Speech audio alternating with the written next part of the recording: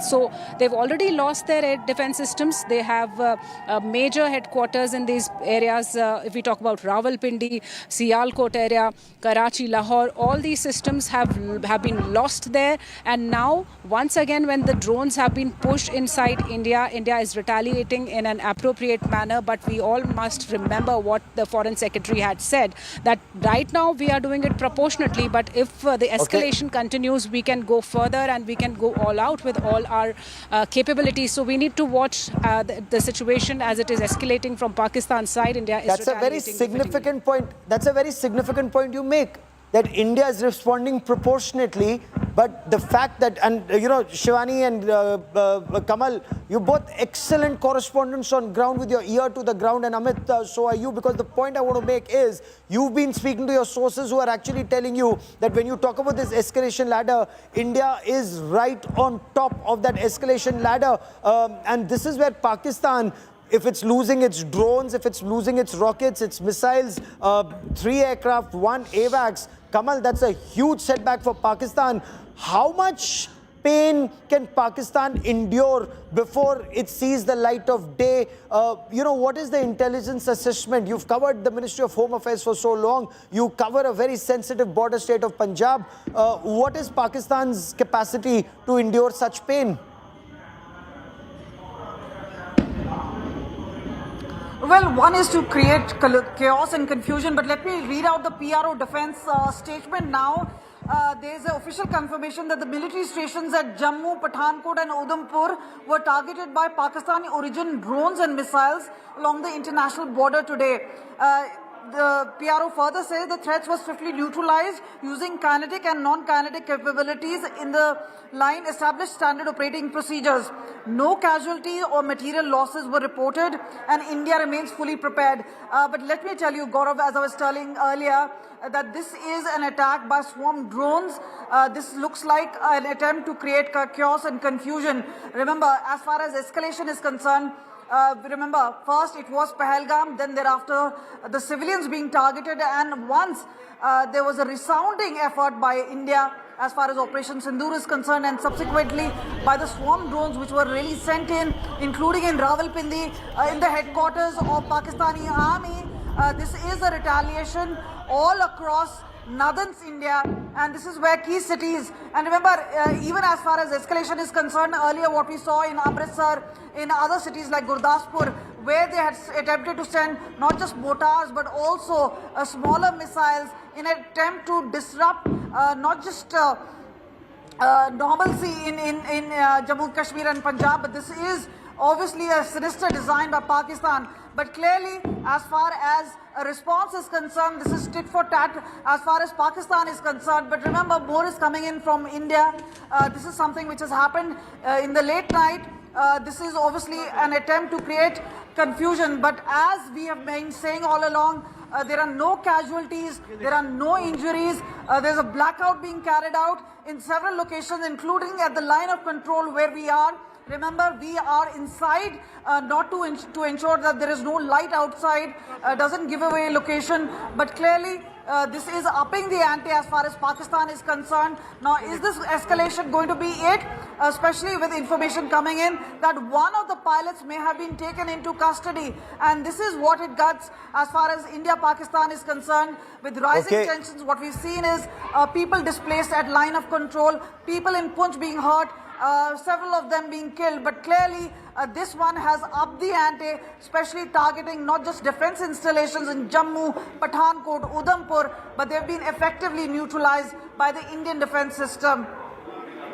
Oh, absolutely. You know, that bit of information that we are still waiting for an official word on is extremely sensitive. We have 3-4 bits of information that our viewers will be very interested in knowing and appreciating. I know you're all very proud of our armed forces, and our armed forces have done a great job. There's another bit of information, but I'm just waiting for it to come officially before I can share it with you.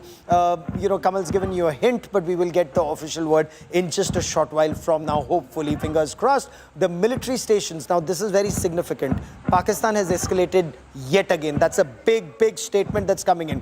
Pakistan has escalated in Jammu.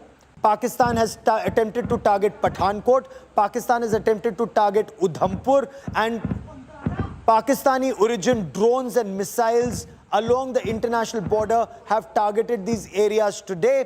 All these threats were neutralized. They were neutralized using both kinetic and non-kinetic capabilities of India in the line with established standard operating procedures. The big thing is, and that's fortunate, no casualties have been reported, no material losses have been reported on the Indian side.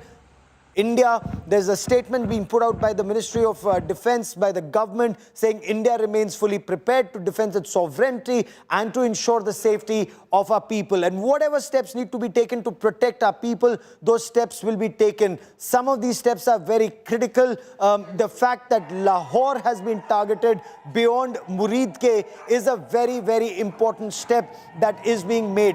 Lahore being targeted is attacking the nerve center, the epicenter of terror, and India has hit the epicenter of terror in Lahore. I want to quickly, cut across to Amit Bharadwaj, my colleague who joins us for more on this big story. Amit, the fact that government has put out a statement is a very clear indication that right now the situation is such that if India carries out strikes like it has in Lahore, it's because Pakistan attempted to strike multiple cities in India and multiple military stations in India, including Jammu Kashmir, Jammu, Pathankot and Udhampur. Udhampur is a very sensitive military location. The importance of Udhampur cannot be understated.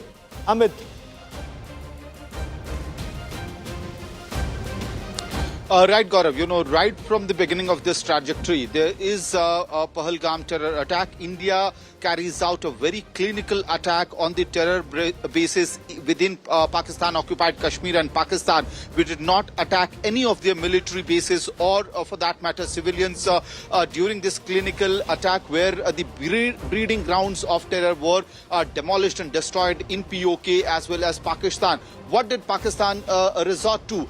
In the middle of night, heavy shelling, heavy artillery in the around the LOC as well as major military establishment towns of India were on target of Pakistan missile, but we successfully, thwarted those attempts, and Indian armed forces ensured that Pakistan fails in its every attempt to attack India's very prominent and strategic establishments, even for the artillery shelling that has been done, especially in Uri sector. The locals out there say that since 1998 they had not witnessed this kind of heavy artillery and shelling from Pakistan. Okay. But why was that being done? If you look at the target of this shelling, these were the prominent centers of our hydropower project. So clearly means that Pakistan is wanting to escalate this particular situation. Oh, that's a very important statement. Hold on. You made a very important statement, yes. And I want you to elaborate on this. I want you to elaborate on it. Is there a threat to India's hydropower centers? Is that what Pakistan attempted to do?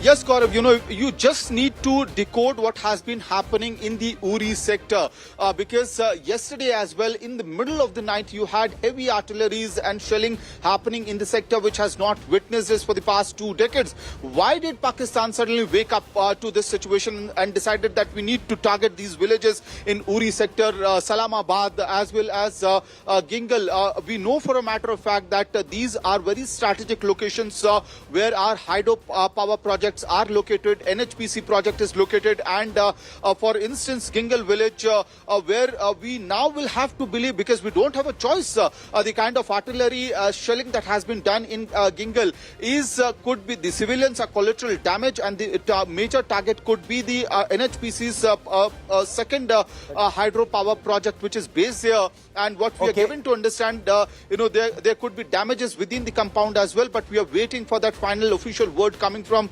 the officials as well.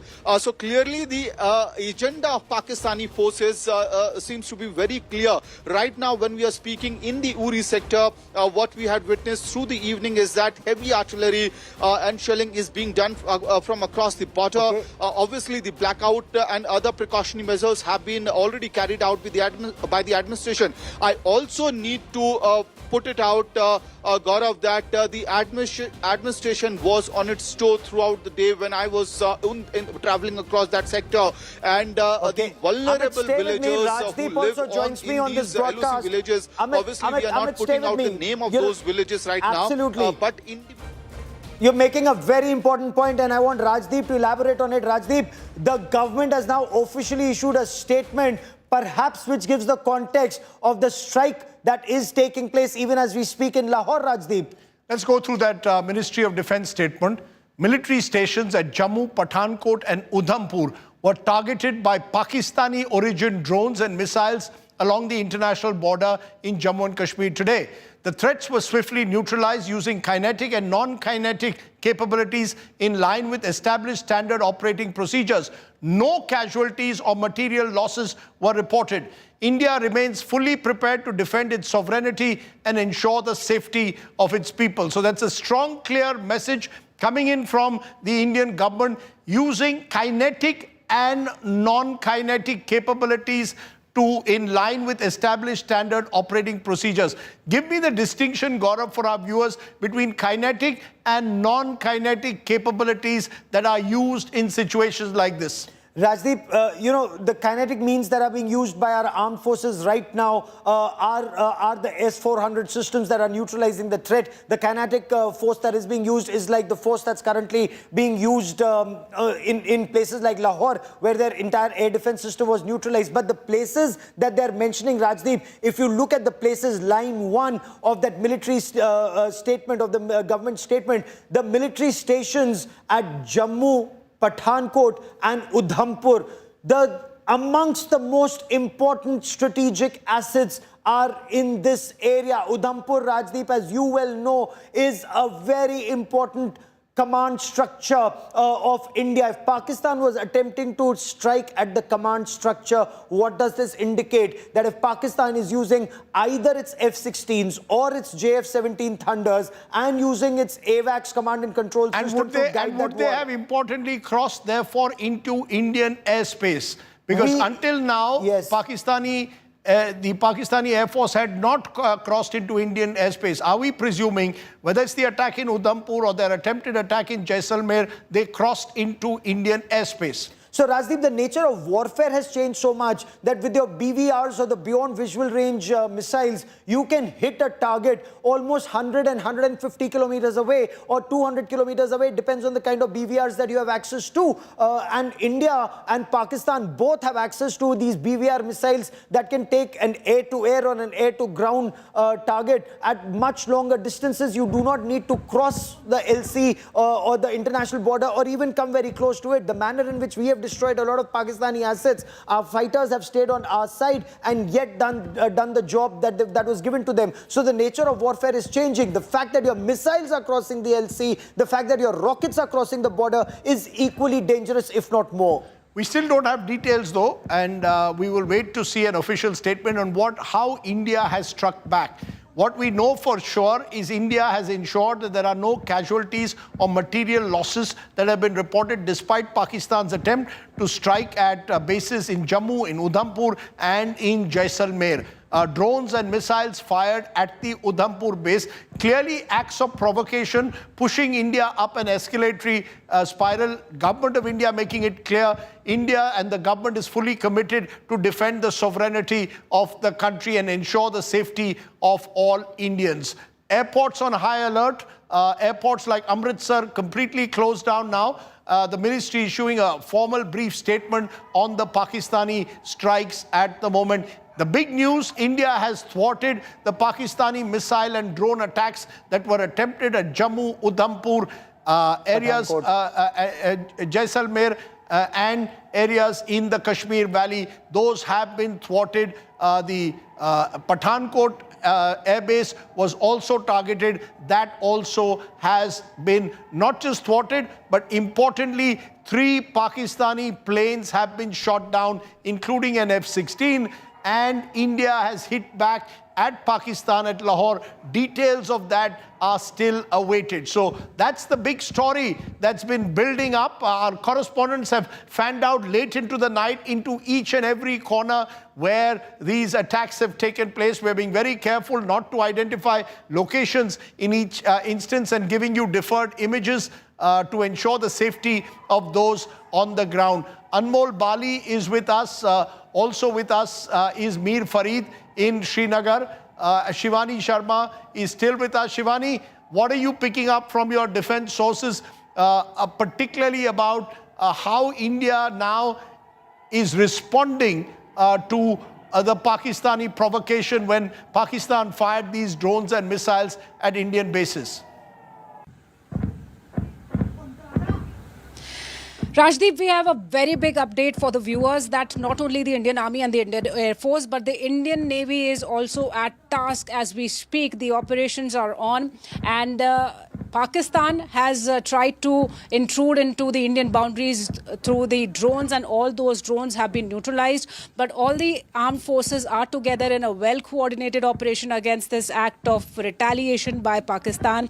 The escalation that Pakistan is going ahead with, it is getting a befitting response from the armed forces of the country. And India was well prepared for this, Rajdeep, because when Operation Sindoor was being strategically prepared in Prime Minister Narendra Modi's monitoring, we've been seeing more than a dozen meetings happened that time, and this was under consideration. Then when Operation Sindoor happens, there will be a retaliation from Pakistan. So the response to this escalation was planned. So we are getting inputs that no casualty, no damage of property in all these locations where Pakistan has tried to hit India.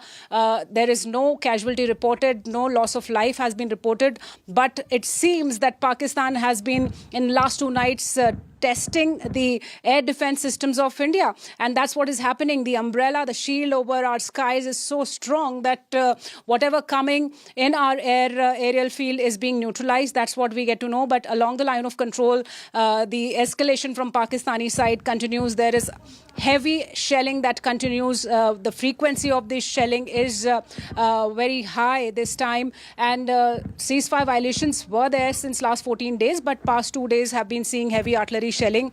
It continues not only in the Uri, Poonch, Tangdhar region, but also on a number of these sectors in the western border in Jammu and Kashmir, and also in Rajasthan, Rajdeep. So the situation is evolving. Every minute we are getting new updates, and what we are being told through the sources that tonight it's going to be a long operation, because Pakistan, remember there was a meeting in Pakistan right after what happened in India when the air bases were destroyed in Rawalpindi, Lahore and Sialkot. There was a meeting there, and what we got to the sources that Pakistan has given its armed forces to go all out on India, and that's why we were expecting, and the defense forces were expecting this kind of an action from Pakistan. All on high alert. Operation goes on successfully as per the defense forces, and Pakistan has been inflicted with heavy damages during this operation that still goes on. Rajdeep. We're also told a Pakistan Air Force AWACS has been shot down inside Punjab province of Pakistan. So clearly Pakistan suffering heavy losses today. 3 of their fighter planes shot down by India.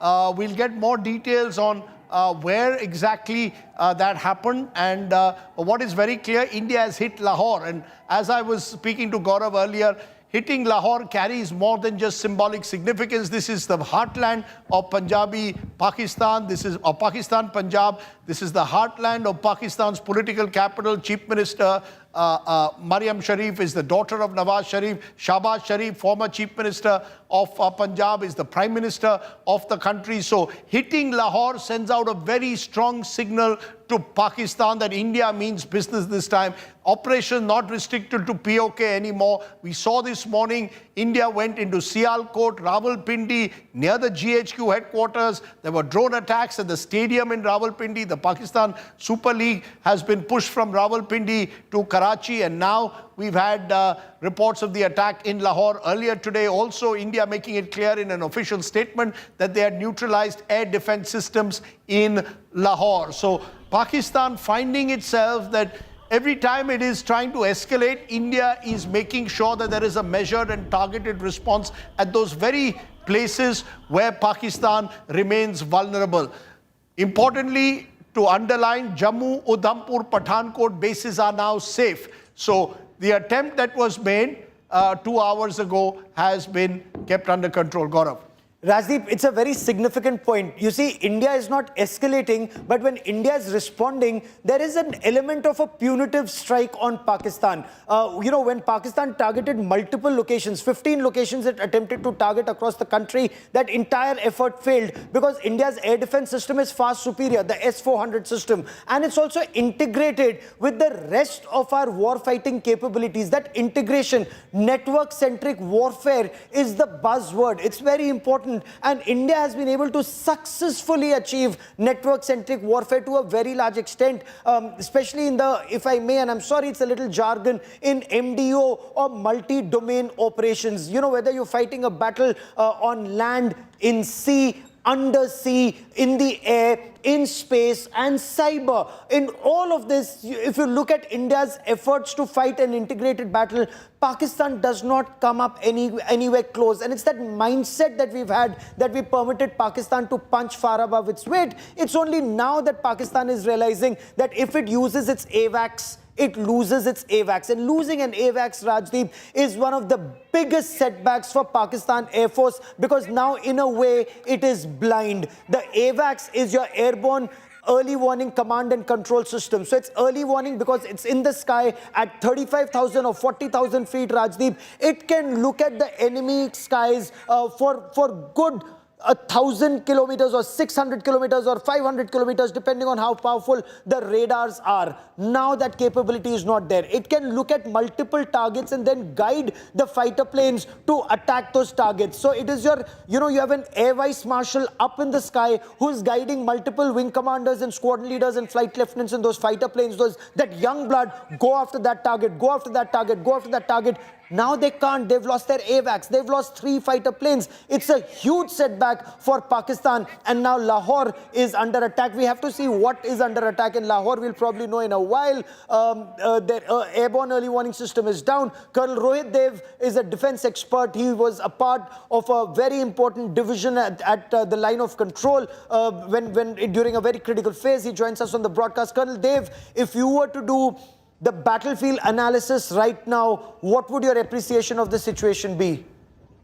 Right. Gaurav, I've been through Jammu in an offensive planning parameter and also in Jaisalmer when we had that situation in Uri thereafter.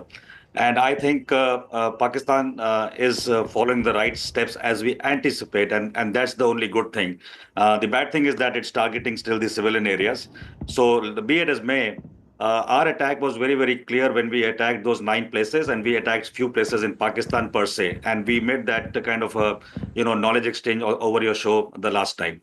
Now, coming to what's happening today, they tried to, flirt over the area of Jaisalmer. Was not from any other point of view because their strike corps there is not fully prepared to launch, right? Yes. So they tried to do something in Jaisalmer because there is a very strategic asset in Jaisalmer. No names, no specifications, but it has an eye over the Karachi port. So ever since in the Arabian Sea, our fleet has been there in the Navy, a naval fleet. We have a direct communication of picking up assets going around the Karachi port and that line of sight area which we have. So Pakistan was worried. But the only mistake they have made is that in Jammu area, because Pakistan has enough tiers of obstacle systems, they are a little more easy in terms of offensive from the Indian side. We are also a little more protected because our own so-called habitation areas are closer to the border. And we get enough time there where they go from the Shakargal Budge. They come up to Jammu, they go down through Kasur towards the areas of, the southern part into India. That's what we have to look at. But there is enough time to react. Here what the problem is, if the Indian side were to just shake up, the Arjun Brigade a little bit tomorrow morning, Pakistan will be in tatters because they do not know right from No, but Barmer to Pokhran, right. they don't have the advantage. Now, I will tell you the next Good point you escalation. make, but Next, I want to for a moment stay on the strategic aspect and not on the tactical operations Right. or the brigade and div level operations that you're talking about. For the moment, Rajdeep, it's the battlefield transparency, Rajdeep, which is now very critical. The fact that we are able to see across over hundreds of kilometers, that gives India the big advantage. It's a transparent battle. What I'm trying to understand as a pure layman is how do you go up the escalatory ladder? And maybe you and Colonel Dev can explain that. We've had a situation, if you look at how things have panned out over the last few days, we have had India striking at terror infrastructure in Pakistan. The Pakistan response largely for the previous 2 days was artillery shelling across the LOC that led to the loss of innocent lives. Then Pakistan yesterday night, late last night, tried to use drones and missiles to target Indian areas across the border. India chooses this morning to respond by going right into the heartland of Punjab, Rawalpindi, Sialkot, Lahore, using our missiles and drones to target Pakistani air defense systems and neutralizing Drones, particularly the one in Lahore, striking a stadium in Rawalpindi, not too far away from GHQ, Sialkot, where a number of terror bases are again located. That led today to Pakistan then trying to strike Jammu, Udhampur, Jaisalmer, Pathankot air bases, using again missiles and drones. India's response has been to get into Lahore once again, send out a message. What happens next? I want to understand, are we heading into a tit-for-tat retaliation, and how does it escalate? What happens next if, Colonel, yes, go ahead. So it's not going to be a tit for tat in the future. We have identified the assets to be destroyed to do two things. Hit the war waging capability of Pakistan without entering Pakistan, whether it's from air or sea or from the indirect fire. We have these target lists prepared. So our response is going as per a target list for effect. The strategic change, which if you can correlate, being in media, is that 3 decades ago, when they used to hit Arnia, Jammu and that area near Ratnochak, Kalushak without impunity, we used to just go to the talking table, drawing boards and things like that with Pakistan. What has changed is we have decided that if you hit our civilian assets, we will hit your civilian assets as well. I don't know if you know, something else happened even last night in a border area of Pakistan. Let's see if they talk about it, because we are not going to talk about it. We are very, very clear. The point, Colonel Dev, Colonel Dev, what I gave you the chronology of where we've reached at the moment. Yes. Right? Yes. What happens next? Is the ball now, in a sense, in Pakistan's court? Every time Pakistan has tried to escalate, every time Pakistan has tried to escalate, we've hit back. Do we now go and take preemptive action? Is that what you're saying? Yes, I'm saying exactly that. So once you initiate the game, you don't have control. Just because you are thinking that they are doing something and we are reacting is the narrative which is built around currently, in the system. You may be surprised that we are doing more than that. We are doing proactively, and that is not to be disclosed. So the narrative building is around a reactive model. But tomorrow, if it is going to escalate anywhere else, Karachi is a given target area. There are targets area of strategic interest which will be destroyed. And that is the way it's going to follow. And I so you're don't saying know. Targeted specific assets could follow, Absolutely. but that's of course in the future. Let's get back. It's already happening, Rajdeep. But let's get back. It's For happening. example, Rajdeep, it's happening. Colonel, give me a moment. Colonel, give me a moment. I from what my sources Give me are an telling example. me, Colonel may know better. To the best of my knowledge, India hasn't targeted any civilian area in Pakistan, to the best of my knowledge. Point one. Point two, if I may, India is destroying Pakistan's war-waging capabilities. How? Pakistan's air defense system, especially their HQ-16s, their LV-80 or Lahore's air defense system. Rajdeep, it costs a whopping 1,800 crore rupees a battery. One destroying Lahore's air defense system puts Pakistan back by 1,800 crore rupees. Do they have that kind of money? They don't. Can they replenish it? They cannot. And that's not the only one that's been destroyed, Rajdeep. If you're losing an F-16, do you think America will give you another F-16? They will not give Pakistan another F-16. If their AWACS is gone, they're not getting another AWACS. So their war-waging capability is being destroyed. Okay. Let me go to Amit Bhardwaj, joining us on the ground. In much tougher circumstances. Amit, you're in one of the border areas. You've been telling us there have been blackouts for the last few hours. You heard explosions till a couple of hours ago. What are you picking up now, Amit, where you are? Well, Rajiv, as far as the blackouts are concerned, right from Srinagar to Baramulla to the Uri sector, all of it is complete blackout right now. Even the hotel establishments in Srinagar do not have, permission to give the power backup or power supply, and that's the situation right now. And all of this is happening in Srinagar as a precautionary measure. But when we speak about Baramulla or areas uphill towards Uri sector, that's more of because of the heavy artillery and shelling that's happening. What we can also tell our viewers is that not only the areas that were targeted by the Pakistani forces, the cowardly attack on the civilians that had happened in Uri sector, Pir Panjal range, the area has increased this night, and Kamalkot is the area where heavy artillery shelling is happening, and this the target seems to be the common civilians at this point in time. And remember, this area of Pir Panjal for the longest time had not witnessed this kind of artillery and shelling. At least that's what the civilians out here say, that for the past 2 decades they have not witnessed this kind of artillery shelling or shellings or mortars coming from the other side of the border. But this appears to be a cowardly act from the Pakistani establishment, because they also know that these are the civilian areas, and for the longest time there has been understanding between India and Pakistan both that they would not be violating the ceasefire CFVs in this particular area. But despite that, unprovoked artillery shelling and artillery is that artillery right now. Is that artillery shelling still continuing, or has the artillery shelling stopped? A quick answer. Well, Rajiv, in the area of Kamalkot right now, shelling is heavy. That's what we can tell our viewers right now.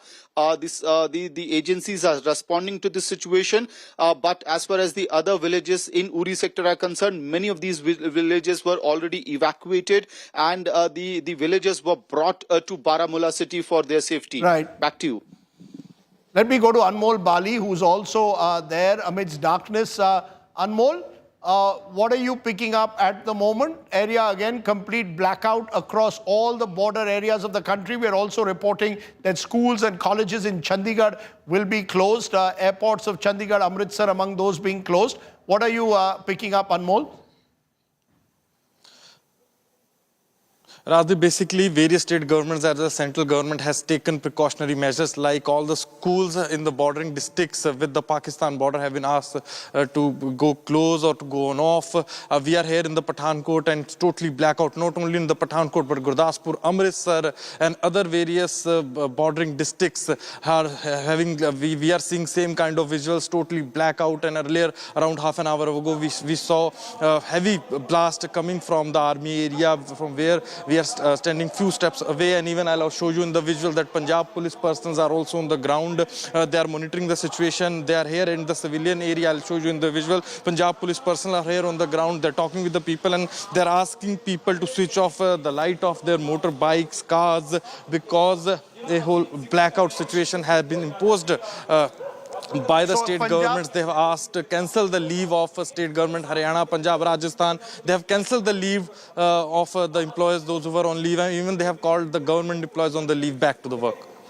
We are seeing both northern and western India complete blackouts in large parts of northern and western India at the moment, particularly in the border areas. Government wanting to take no chances at the moment. But the good news, Jammu, Udhampur, Pathankot bases safe. No casualties or material losses to India at all. So despite Pakistan's attempt to once again take us up an escalatory spiral, India has sent a firm response today. 3 Pakistani planes have been shot down, including 2 J-17s and F-16s and 1 F-16. And India has thwarted Pakistan's missile and drone attacks and responded in kind by striking Lahore. And I think that distinction needs to be drawn between Pakistan attempting to strike a Jammu, Udhampur, Pathankot, India going right into Pakistan, Punjab, into Lahore, Rawalpindi and Sialkot this morning, and now striking back once again at Lahore. So the vulnerability of Lahore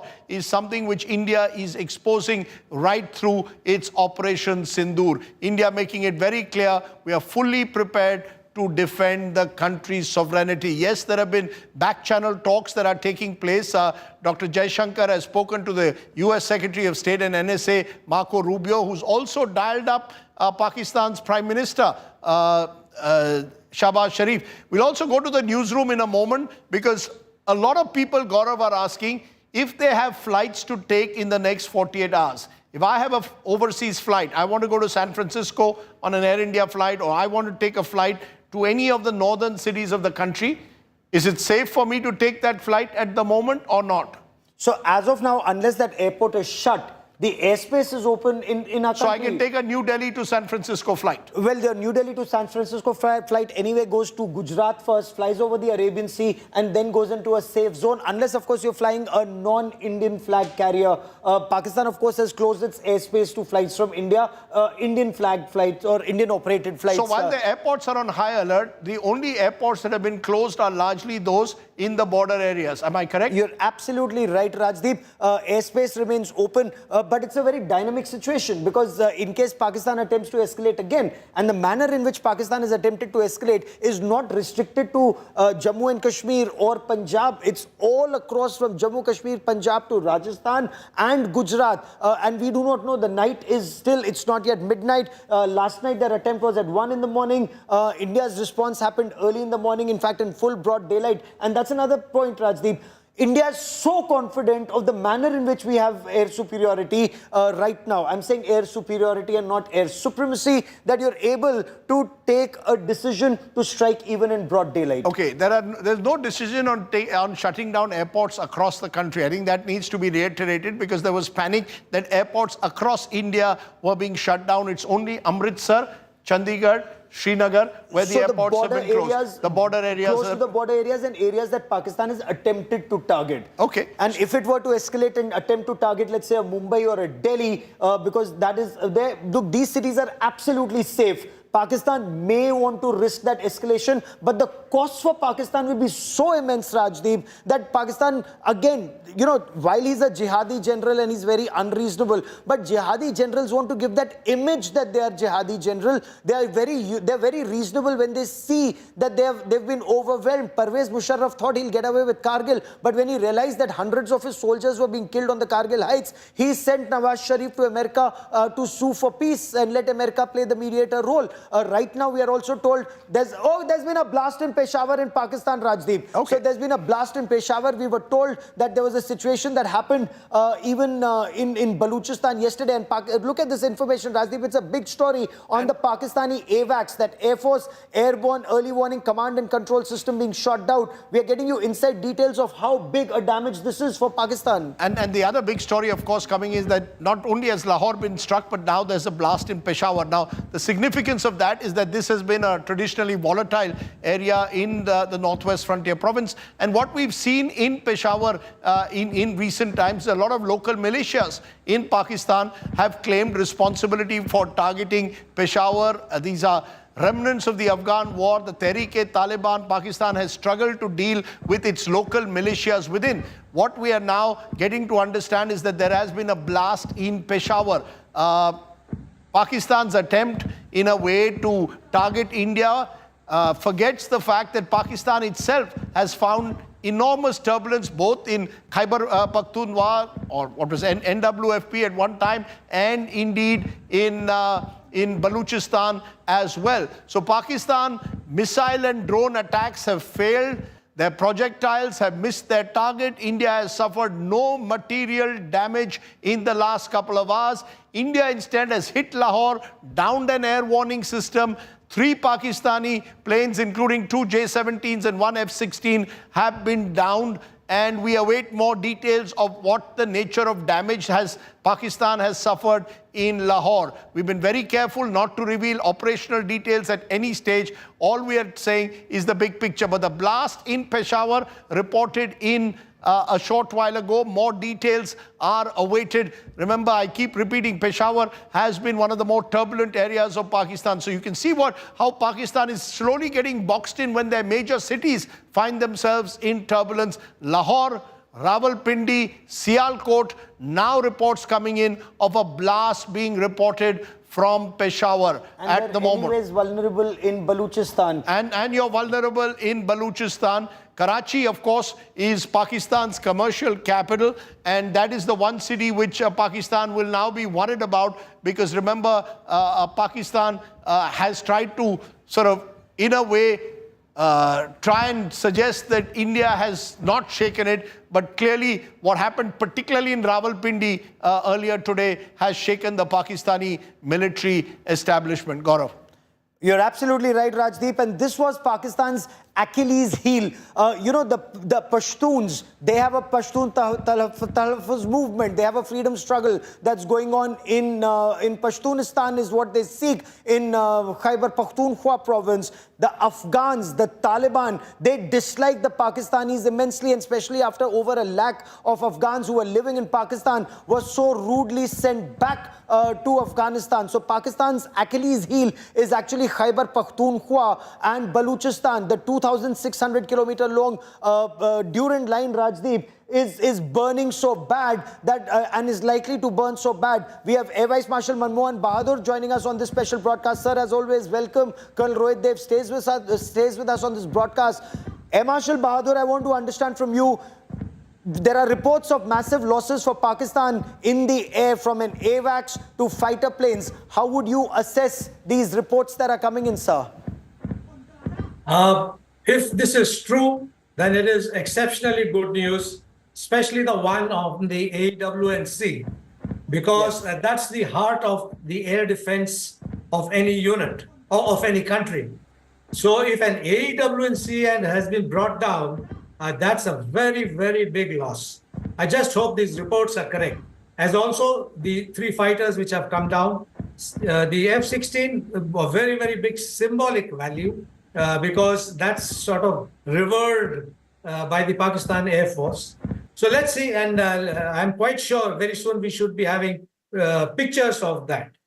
And when you have such big losses, then obviously a rethink comes in, especially with the loss of an AWNC.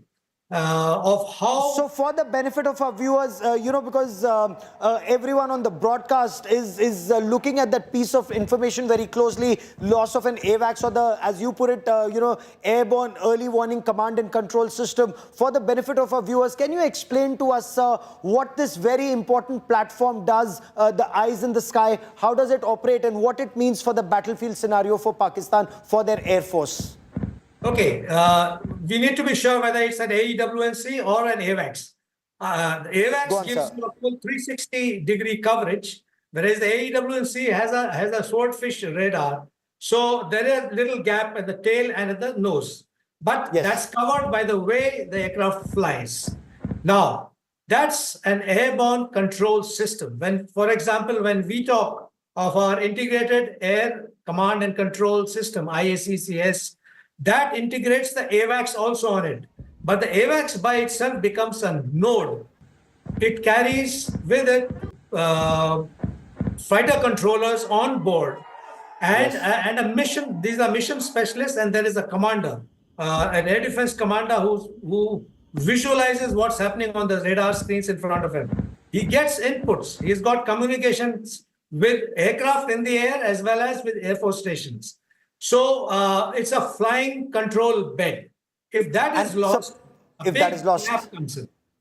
So they are going to be blind in the sky for that bigger picture of the battlefield. It's like Dhritarashtra cannot be told what the battlefield is if he doesn't know where is Sanjay. And now Pakistan has lost its Sanjay, Colonel Rohit Dev. Dhritarashtra was blind. Pakistan is now double blind in a way because they have no Sanjay left. Their fighter jets will be up in the sky. They won't have the bigger picture, Colonel Dev. Who said that their fighter jets will be in the sky? They will be caught while climbing the sky. Just imagine, Gaurav, take 13 days with Yes. all the sound after the dastardly attack. They went on red alert. They mobilized their forces. They put their best weapons and best EW and best AD in their major cities to guard Yes. them. Can they guard? They Rajdeep, very can't. significant point. If Right. the best So, protected city, you- Lahore, is so vulnerable, it just shows you how hollow the Pakistani system is. You see, what I think we are seeing in the last 48 hours clearly is Pakistan has resorted to very much the conventional way of taking on India, artillery shelling across the LOC, trying to believe that that is the muh-tod jawab that they'll give. Unfortunately, killing civilians. I mean, you just have to contrast. 16 yeah, I civilians. think you've got to contrast the pinpoint targeted attacks on places like Murid Ke, on Bawalpur, where the Jaish-e-Mohammed and the Lashkar-e-Toiba have their headquarters. I remember going to Murid Ke and, meeting some of the Lashkar leaders many, many years ago. And it was all... Hafiz Saeed wasn't there at that time, but they were all... It was all out in the open. I met Syed Salahuddin at the Hizbul Mujahideen headquarters in Rawalpindi, barely a couple of kilometers away from the GHQ. So it was all in the open. It was all... And this is, of course... And a couple of kilometers from GHQ, Syed Salahuddin was operating. That's right. And this was all a little before 9/11 happened. 9/11 happened, opened up again a can of worms, showed as the Al-Qaeda, operations took place, partly, partly existed in Pakistan and partly across the border. And there were Pakistani news agencies that were willing to take you to meet Osama bin Laden. I'm talking just before 9/11, charging you a fee for that. So it was all very open. Pakistan's involvement, sponsoring, financing and arming of these terror groups for decades has taken place in the open. Yes. In the past, whenever, after Balakot, there was an element of deniability that the Pakistanis could resort to, claiming nothing has been hit. Yes. Now what you found is there is enough evidence in the funerals taking place, the Lashkar command. To me, the graphic example of how Pakistan has turned into a failed rogue state is to watch the Lashkar commander's funeral taking place, led by another Lashkar commander, yes. And the entire police and military brass is present and reads in honor of that terrorist are placed there. So yes. Clearly by the Pakistani army leadership and the Pakistani army chief. So I think what this has done is fully exposed in a way Pakistan's involvement with terror groups. And I think that's significant. I want to go to Sunil Bhatt. Sunilji Bhatt has had a very, very difficult evening. I can tell anyone who's gone through it that what Sunilji has gone through cannot be easy. He was for a long time in a bunker, with explosions taking place around him. He's moved now to a safer spot in Jammu. But Sunil, what do you want to tell us? Rajdeep, there is blackout in more areas now. Earlier, electricity supply had been restored, but now we are witnessing blackout again in many parts of Jammu city. And what we are learning from our sources is that it has been done as a precautionary measure. People have been advised again by the administration, by the civil defense volunteers, that people should confine themselves to their homes. They should not venture out. They should not panic. There are agencies of the government who are at the service of the people, and helpline numbers are also there. They can contact the administration, but people are having a very difficult time. People are in panic, and people feel that a full-fledged war has broken out. And since there is, electricity supply was cut off, so rumors also started doing the rounds. So it created more panic and more fear in people, although now there is some semblance of normalcy as far as civilian areas are concerned in Jammu city, because people now feel that there are not going to be any explosions or any blasts, because we have been successful to foil the nefarious designs of the enemy. Pakistan tried to target the Jammu airport other defense installations in Udhampur and in the neighboring state of Punjab, but our air defense system was already activated. The Sudarshan Chakra was activated, and we were successful in foiling the nefarious designs of the enemy. And now our air warriors are hitting Pakistan very hard. A befitting reply is being given to Pakistan, because it's Pakistan who is now escalating the matters, and we can't remain silent. We will give a befitting reply to Pakistan. But the people, particularly Rajdeep, who are living near the line of control and India-Pakistan international border, they are having a very, very difficult time, because they are facing the brunt of Pakistani shelling.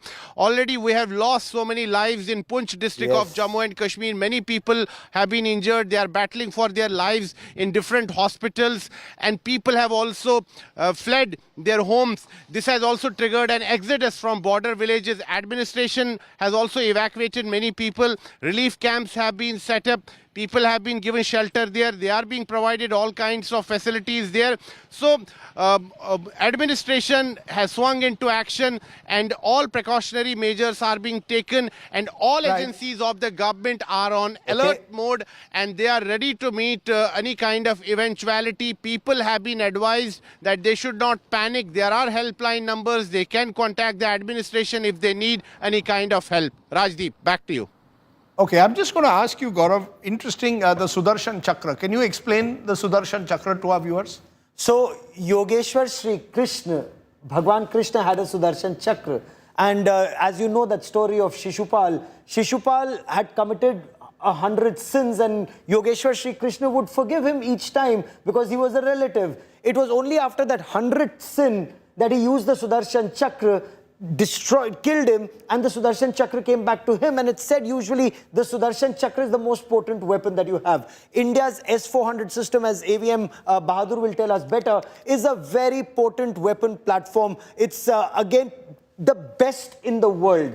And this Explain what it does. It's a Explain to us missile what it defense does. shield. It's a missile defense shield. And it is, it's road mobile. It's based on trucks. It's a Russian origin. It has these canisters that have the missiles in them. It has a radar system. It has a command and control system. Now, those radars, Rajdeep, they scan across a very wide area. They can look at multiple incoming threats, and they can destroy them at various distances, 400 kilometers away, 200 kilometers away, and even 50 kilometers away. That's not all. Purely indigenously made? No, made in Russia. 100% made in Russia. Very expensive. I think 39,000 crore is what we've paid for 5 such systems. 3 have come. The other 2 couldn't come because of that war between Russia and Ukraine. Rajdeep, it can take down a threat which is as low as 10 meters, and it can take down a threat which is at 50,000 feet, which is the operating envelope of a fighter jet. And presumably 2 consecutive nights, the Sudarshan Chakra has protected the people of this country.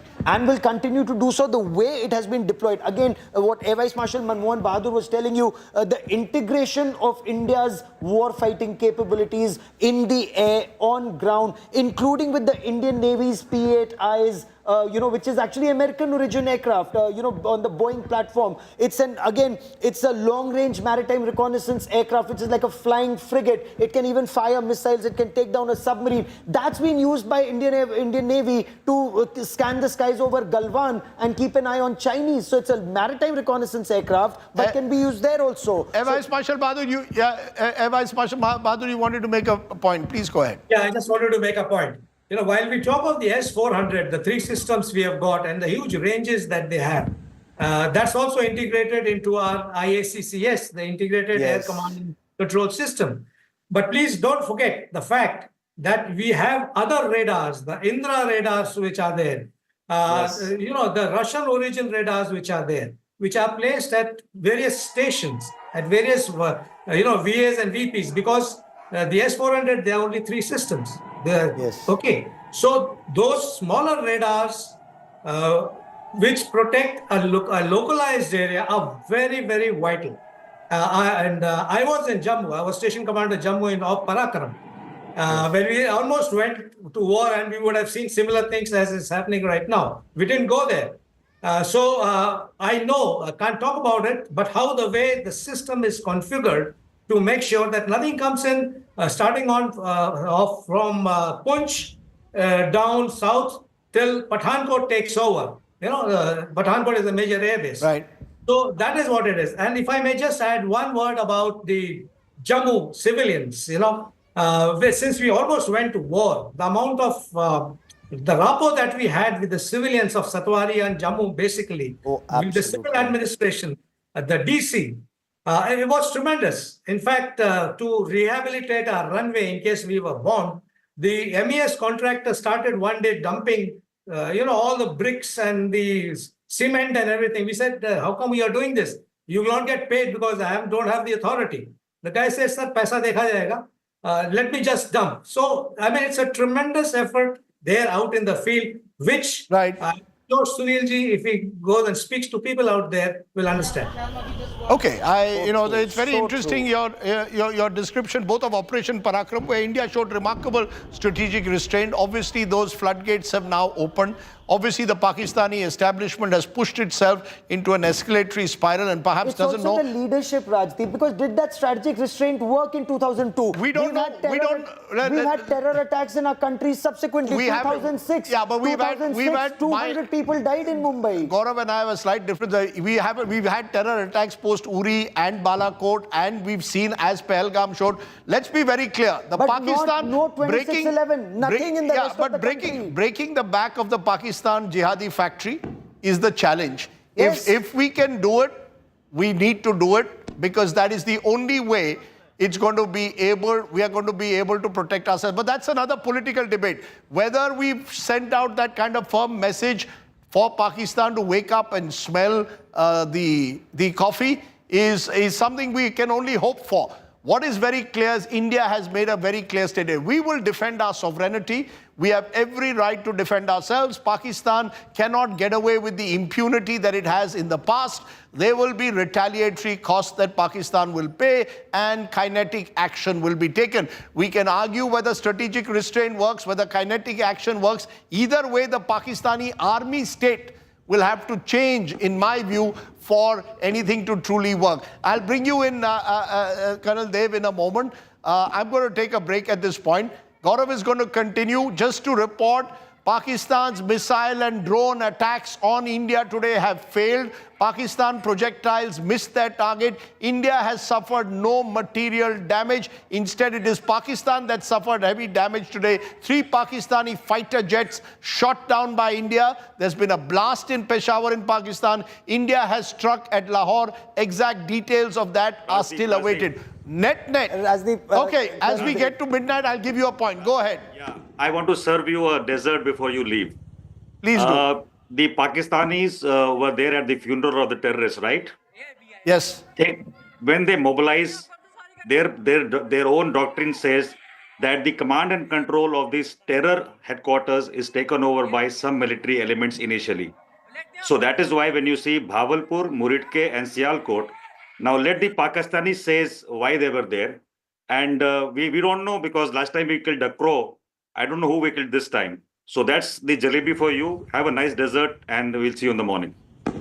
Absolutely right. I completely agree with you, Rajdeep, that the military structure in Pakistan has to go. But for that military structure in Pakistan to go, they have to be defeated. That strategic restraint of 2002, unfortunately, did not do. Because if you remember, when Atal Bihari Vajpayee went to Islamabad for the summit, Pervez Musharraf pledged, I will not let my territory be used for terror against India. He gave it in writing. Did that happen? 2006, we lost 200 people in your city and mine, Mumbai, in those serial train blasts. Then in 26/11, we lost another 166. So that strategic restraint did not work. We almost came close. The closest we came to actually achieving a permanent peace was between Manmohan Singh and Musharraf, where if their 4-point formula had actually gone through, you might have had permanent peace in Jammu and Kashmir. And it is my belief. What year was that? What year was that? That was 2005-6, if I'm not mistaken, 2005. Musharraf then, of course, goes out of power. My limited point, and this is another debate for another day, until you are able to achieve a peaceful solution to the problem of Jammu and Kashmir, you're not going to... It has nothing to do with Jammu and Kashmir. Pakistan's army state will be in a perpetual conflict with you. The relevance, the basis of the Pakistan army state is, as Zulfikar Ali Bhutto said, to try and get into a 1,000-year war with They India. cannot afford but a that's 1,000-year another debate war. for No, another no, day. but I want Gaurav, no, not on facts, facts, no, facts. Gaurav, Just not on one today. fact. Not when on he today. was promising you peace, he was planning 2611. That fact must be told to the world. No, that's Gaurav. Musharraf wanted peace. Ajmal Amir Kassab was being trained exactly the same There time will be to attack you in Mumbai to kill 166 people. I am only going by actual official records put on in a book form by the likes of Satinder Lamba. There are various people who are involved. Let's not debate that. At the moment, the big story, sources telling us a Pakistani fighter jet has been shot down. 2 drones in over Nowshera. 2 Pakistan drones neutralized in Nowshera. Blast in Peshawar. India has hit Lahore. When you look at the sum total of those headlines, today has been a day when India has sent a very, very strong, firm message to Pakistan. We will protect our sovereignty. We don't want to go up this escalatory ladder, but if you choose to do so, we have every right to respond in our self-defense. One Pakistani fighter jet has been shot down over Pathankot also. Rajdeep, this is huge. This is huge. So I'm presuming these are 3. This is one of the 3. These are one of the 3 Pakistani jets. One was Jaisalmer, one is Pathankot, and there is a third. There is a third, but all this information in terms of when it comes officially, I can even give you a little more information. I will wait for that information to be made official. But you know that it's close to midnight. Gaurav and I will meet again tomorrow. And we'll have a lot more news for you. We will through the night tonight. Absolutely. Rajdeep, thank you very much. My pleasure.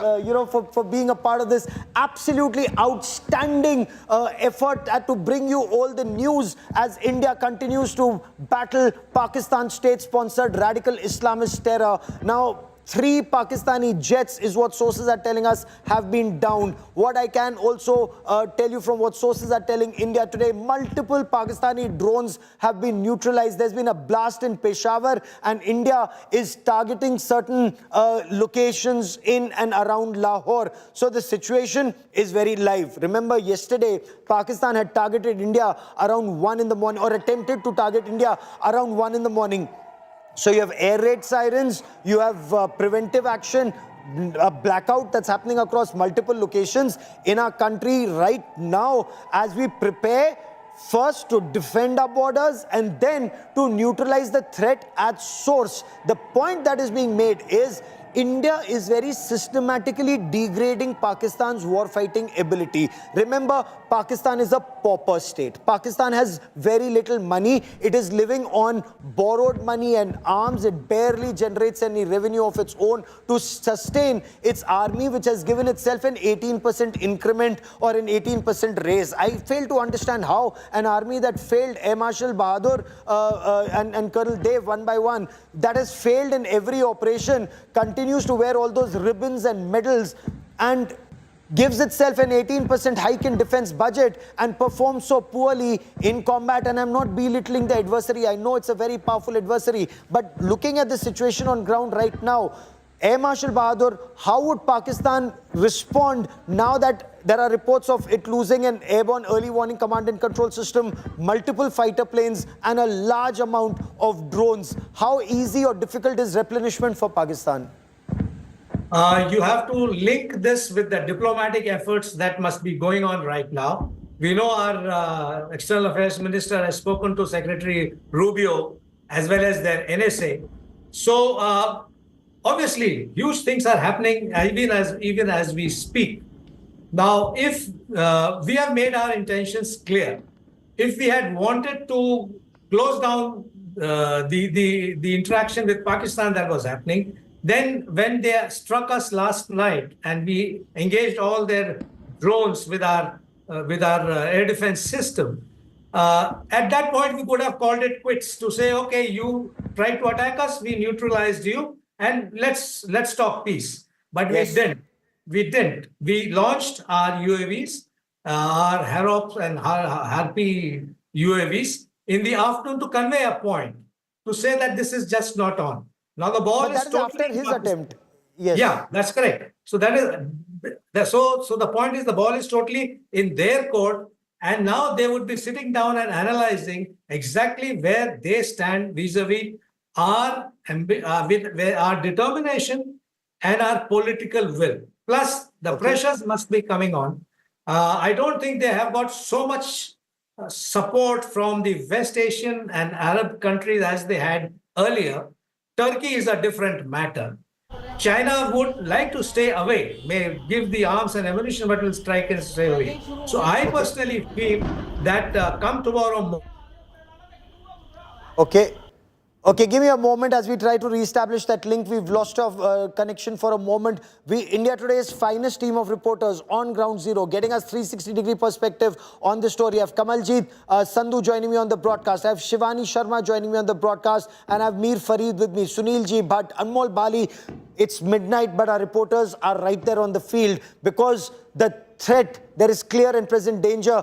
Quickly, Shivani, let me quickly come to you for an update before I bring in Kamaljeet Kaur Sandhu and Anmol into this conversation. Shivani, where you are, I hope you are safe. What can you tell us? The LC, the line of control, silent, or is it once again hotting up after that massive barrage that had happened earlier?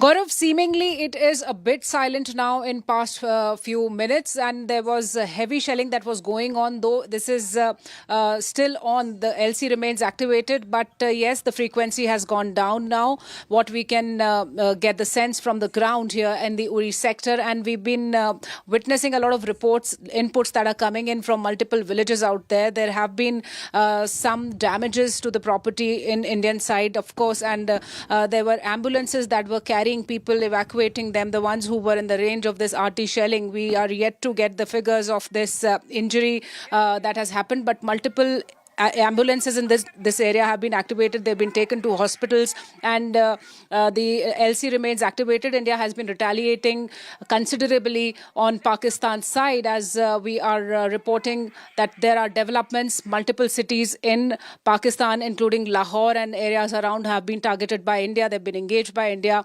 Multiple drones of Pakistan that were neutralized, not only in Jammu area, but on the western sector in Jaisalmer too, in Naushera also. So this is what is going on. Reportedly three Pakistani fighter jets have been shot down here in Indian territory, and more official inputs are awaited. Gaurav, we have a lot more that we are getting to the sources, but since this is an evolving situation, we are waiting for confirmation from the officials. But yes, I completely agree with you, Shivani. The situation remains fluid and developing.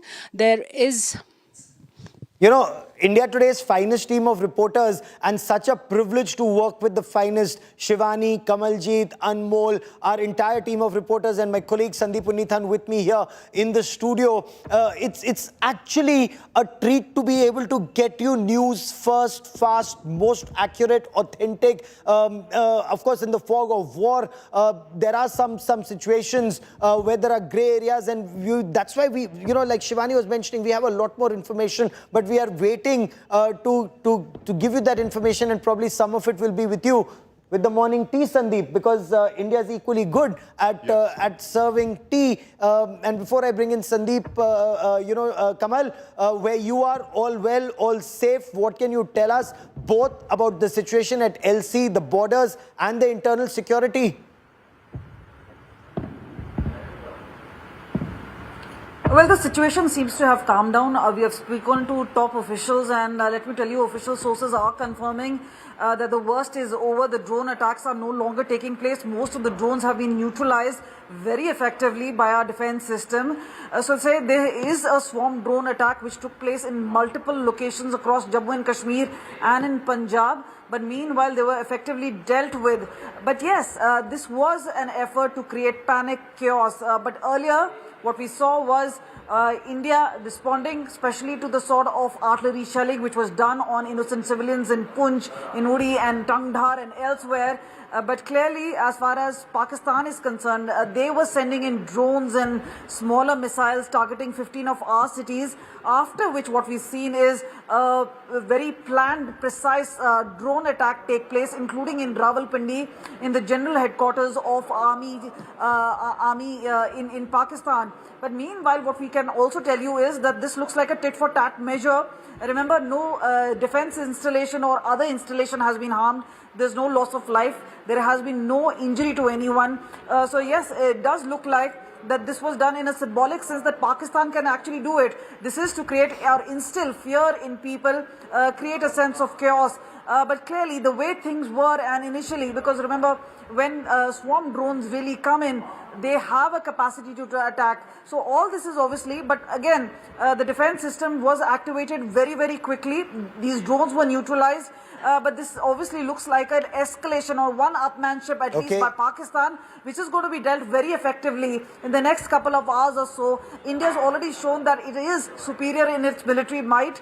The way we've fended off previously their attacks, whether it's in Amritsar, Gurdaspur and elsewhere, and meanwhile... huge story on India today. The Indian Navy has attacked Karachi. Indian Navy opens another front, the first time since 1971. India is going for the jugular. Indian Navy has targeted Karachi. This has happened for the first time since 1971 as part of Operation Trident, and when Karachi was struck in 1971, Karachi was burning for 11 days. Half the Pakistan Navy flotilla had sunk in or around the harbour in 1971, but now once again Karachi has been targeted. I want to bring in Sandeep Unnithan. Few people know Indian Navy's might better than Sandeep Unnithan. Sandeep, Navy has targeted Karachi. This is huge right now. Huge, Gaurav, and you know, it brings back memories of 1971, 54 years back, when Indian missile boats in the span of less than 30 minutes staged the 20th century's largest ship-to-ship missile engagements. In less than 30 minutes, they had sunk a destroyer, a minesweeper, and a merchant ship bringing ammunition for the Pakistan military. And of course, they targeted the fuel tanks at Karachi, setting Karachi ablaze. And that was followed by a second attack, Operation Python, a few days later, where they targeted multiple ships of the Pakistan Navy, forcing the Pakistan Navy, bottling the Pakistan Navy up in Karachi. So that is very clearly something that would bring uncomfortable memories of a naval defeat back to Pakistan. You know, why would Pakistan use terror as an instrument of state policy when Pakistan knows the situation on ground and the actual situation? Unless Pakistan does not know facts at all. Pakistan has a very tiny coast, barely 1,000 to 100 odd kilometers. It has multiple ports. It's learnt its lessons after 1971. So it has Karachi, it has Ormara, it has Pasni, it has Gwadar, which is practically a Chinese port, and Jiwani. So if you look at the Pakistani port, these are all the ports, the military ports or the civilian ports that they have. Of course, they have some more smaller ones, but if they're bottled in all across this 1,000 kilometers and the much larger Indian Navy all around in the North Arabian Sea, this is huge, Sandeep. This is huge indeed, Gaurav. And, you know, I'm just thinking about that speech that General Asim Munir gave in Pakistan on the 16th of April, where he said that Pakistan was going to be a hard state, and he envisaged Pakistan as being a hard state. Now, nearly a month later, it seems to be in an extremely hard spot.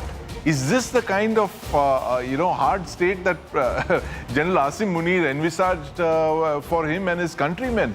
This is unprecedented, Gaurav. I mean, this is the kind of situation the Pakistan military has got into after Kargil. That's almost 26 years later. It is once more time for humiliation for the Pakistan military. You know, when I was covering the Kargil war in 1999, the instructions from then Prime Minister Atal Bihari Vajpayee to the Indian Air Force was do not cross the LC for the Indian Air Force. We lost a lot of soldiers because we did not cross the line of control, and we were only hitting with the Pakistani soldiers when they came this side. We were not even destroying some of their very strong military installations. Look at how India has changed over the past 25 years, from Atal Bihari Vajpayee to Manmohan Singh to a Narendra Modi, who says go with what you have, destroy terror at source. Sandeep, this is huge that military jihad infrastructure is being targeted perhaps like never before. Lahore, Muridke, Bahawalpur, Sialkot, now even Karachi. Absolutely, Gaurav. And you know, 25 years is what we are looking at, that reign of terror that General Musharraf began after Kargil, after having his face rubbed in the heights of Kargil. He launched one of the worst attacks on Kashmir, the kind of jihadi attacks that we saw. We saw suicide bombers, Fidain attacks, all of it hitting Kashmir, where you had the body toll of over 2,000 casualties every year. And then the terror started spreading through the Indian mainland. When the Pakistan military was emboldened, when we didn't strike them after the attack on Parliament, they started spreading into Indian cities, Delhi, Jaipur, Gujarat, in Mumbai, Bengaluru, all across the mainland. And then 26/11 happened. And now, 2025, a quarter of a century later, the needle has moved decisively. All options are on the table. The armed forces are attacking Pakistan in a way that they have never struck before. The Air Force, the Army, and now even the Navy. You know, we kept thinking, and you know, first it was the surgical strike that took place after Uri. It was Army. Balakot was Air Force. This time it was Air Force. And we kept asking the Navy chief, ab ki baar Navy ka war? And it's actually happened. Navy ka war is big. I have Geeta Mohan, our Foreign Affairs editor, with me on this special broadcast. Air Vice Marshal Manmohan Bahadur stays with me. Colonel Rohit Dev with me on this big story. Air Vice Marshal Manmohan Bahadur, your military analysis on Indian Navy striking Karachi. What do you make of this, sir? Big expansion of what's going on right now, because you are hitting the underbelly of Pakistan, especially since that's the commercial capital and the most important port of Pakistan.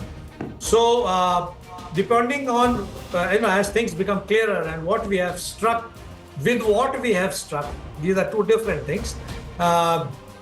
Things should get clearer, but the very fact that if things have happened down south in Karachi, there are a lot of attention, a lot of logistics would get transferred from Pakistan's eastern front, that is our front, towards Karachi, because that is, just as Lahore is so important, so is Karachi, because that's the door to Pakistan as far as all the supplies, the logistics, commercial shipping are concerned. The Pakistan Navy is small. We are much larger as a Navy, much more potent. So let's see how this plays out. This is very early days, and let's hope you are able to get some more information on what exactly is going on there. On the social media, there are some shots, but we have to be careful so that we don't disseminate something which is incorrect. We're making it very sure. All information coming in goes through a system of vetting. Navy attacking Karachi is big. I have General Atta Hasnain joining me on the broadcast. Geeta, as far as India's foreign policy is concerned, External Affairs Minister Jaishankar and had a chat with Marco Rubio, Secretary of State and NSA. What information can you add about the diplomatic efforts? Because I believe Rubio also spoke to Pakistan's Prime Minister Shahbaz Sharif. And look at the readout, the huge difference in the readout between what he said to External Affairs Minister Jaishankar and what he said to the Prime Minister of Pakistan, Shahbaz Sharif. On the one hand, extending support to India, saying that America stands with New Delhi when it comes to this fight against terrorism. But to Shahbaz Sharif, he said that, again, regretting what happened, but also said that Pakistan needs to rein in the terror industry in Pakistan. Not exactly in the words that I've put it in, but paraphrasing what exactly Marco Rubio said, that they should stop the terror factories in Pakistan. So that's America lecturing Pakistan on a day when we are seeing a massive escalation. What you just broke is very important, Gaurav, because at this point in time, everybody was talking about how is India going to retaliate. It's not about the little escalatory moves that we saw through the evening. It's now that we're talking about the real escalation. India going into Karachi, the Karachi port. That certainly is going to be massive. There is a lot of conversation and chatter. We can't confirm nor deny. There's no official confirmation on what's happening in Pakistan. But Gaurav, a lot of chatter on many people within the army circles in Pakistan not happy with General Asim Munir? Is he in trouble? Is there absolutely. going to be... You know, that man has taken Pakistan down a very slippery rope. And I want our viewers to know, on India Today, we said that man Asim Munir is dangerous for Pakistan. He's not good for Pakistan. He's a self-seeking jihadi general. And look at Pakistan's history. General Hasnain, before I bring in Sandeep onto this conversation, a jihadi general who, you know, we were discussing was a combination who saw himself a little like Muhammad Ali Jinnah and saw himself as a Ziaul Haq, and a combination of Zia and Jinnah cannot be good for Pakistan. Both of them took Pakistan down a very, very slippery road. But what do you make of Karachi under attack right now by the Indian Navy, General Hasnain? First of all, I was expecting a escalation in a different domain, and I did expect that something would happen either in the maritime domain or perhaps a maneuver on the ground, which can be either from the Pakistani side or our side, which would show intent on the ground. Now, that would be something very dangerous. So I think what India has done in terms of, you know, sort of exploiting the maritime domain, sending in, I am told, even the aircraft carrier is in that general area somewhere, and targeting Karachi. You can always pull back from this. You can pull back comparatively easily. But if you make a ground maneuver at this state time, it becomes something which is very, very difficult to control and sort of stop at any time, because it happens on a broad frontage, it happens with a great amount of depth. The Navy's comparative thing is that it's got greater flexibility in its employability. I think this is a smart thing which India has done in terms of opening up another domain and putting pressure on Pakistan. And as you are saying very correctly and identifying that there seems to be internal pressure building up on General Asim Munir himself. And we know that he's been on a slippery path for a fairly long time. You yourself have just described him very well. His character is such. He is known to be a very slippery kind of a character, and he has displayed all those qualities in the recent past. I will not be surprised in the next 1 or 2 days if you find some efforts to try and displace him. Okay, so be sir, it. stay with me. Yes, stay with me. I have Shweta Singh joining me on this broadcast. She has more breaking news joining in as she joins us with that information. Shweta, this is something that hasn't happened since 1971. Targeting Karachi, and the Indian Navy is far, far superior than Pakistan. Shweta, get us the latest. Gaurav, we saw how India actually retaliated after last night's attempts by Pakistan. The Karachi airport was already shut. Now was the time for the Karachi port to be shut. And Karachi port is so important for Pakistan. It is their nerve. Now, Pakistan had spoken about Kashmir being their jugular vein. Now with Karachi being destroyed, with each and every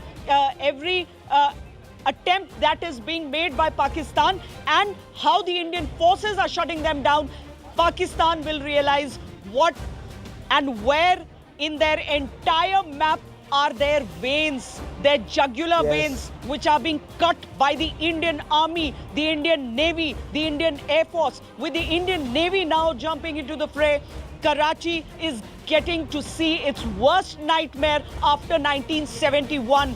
We know for how many days Karachi kept burning during 1971, and they were thinking that this time it will just be a blockade. Well, even when we talk about a blockade, it's not just, because it completely finishes Pakistan. It is their center, which is absolutely necessary for them to stay alive. And at this point, when the economy of Pakistan has gone to the rubble, it is actually a very big question how Pakistan is going to repeat what it tried to do this evening, how it tried to actually annihilate our cities. Pakistan has to be taught a lesson, and it is not just the artillery guns at the line of control, not just the missiles that are being sent across, but the Indian Navy finally in action. Gaurav, really, you would also want to talk about the weapons that are being used, the warship that is being used, but in the interest of national security, let us just keep it at that the Indian Navy from the Arabian Sea has launched an attack on Karachi. You know, I'm reminded of those famous words, lines of Ramdhari Singh Dinkar, Rashtrakavi Ramdhari Singh Dinkar, सच पूछो तो sir में ही बसती है दीप्ति विनय की, संधि वचन संपूज्य उसी का जिसमें शक्ति विजय की. And this is that Shakti Vijay ki that India is clearly displaying in this combat. Sandeep, Shweta, stay with me. We will take this forward. This is peace through strength that India seeks to achieve, Sandeep. Absolutely, Gaurav. And you know, when the Indian Navy joins the fray, it is, as General Atta Hasnain was mentioning, that we've moved the conflict into another dimension. And this is the dimension where India has huge overmatch over Pakistan. In the maritime domain, we possibly outnumber Pakistan by 5 or 6 to 1.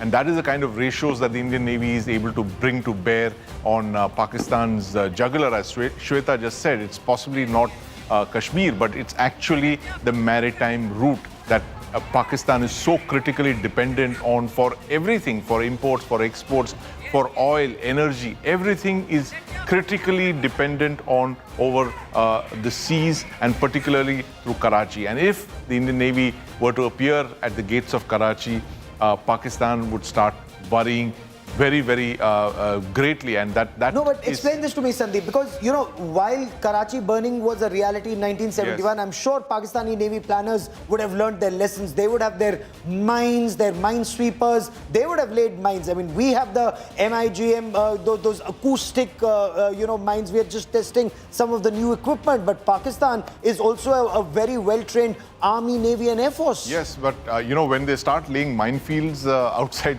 Karachi or along the coast, Gaurav, they are denying. Nothing comes in either. And they're so dependent. They absolutely need the sea route to survive, because most of their energy comes from over the sea. They have a requirement of something like 500,000 barrels of oil per day. And that most of it comes over the seas, and they need an open sea for that, which is why the prospect of a maritime blockade or any strike from the sea, which will keep maritime traffic away from the North Arabian Sea, would deeply, deeply worry the generals in GHQ Rawalpindi, particularly General Asim Munir. Gaurav. Okay, you know, we are live throughout because our armed forces are live throughout protecting our borders, and their valor has to be reported so that you know you are very well protected from that radical Islamist terror state Pakistan. And General Hasnain, before I bring in Geeta Mohan and Air Vice Marshal Manmohan Bahadur into this conversation, I want to understand from you, Pakistan, we work on sea control. We want to dominate the seas, but Pakistan works on the sea denial concept, and that's why it's worked extensively on its submarines. It's been getting a lot of equipment from the Chinese Navy, and they've been strengthening Gwadar as a port.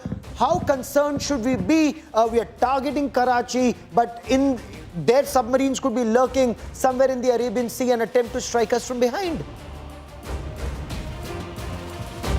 You're on mute, General. Sorry. Go on, sir. Yeah, a good point you brought out, Gaurav. There's no doubt that the moment you make a maneuver of this kind, you have to guard your flanks.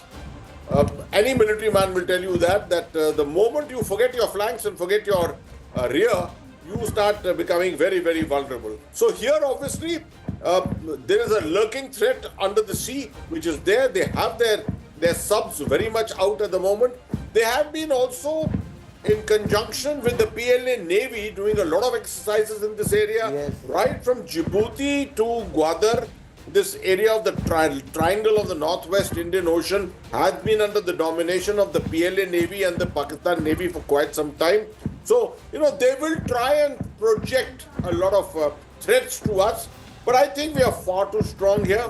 The PLA Navy itself doesn't have a blue water capability as such to reach out to such areas as this.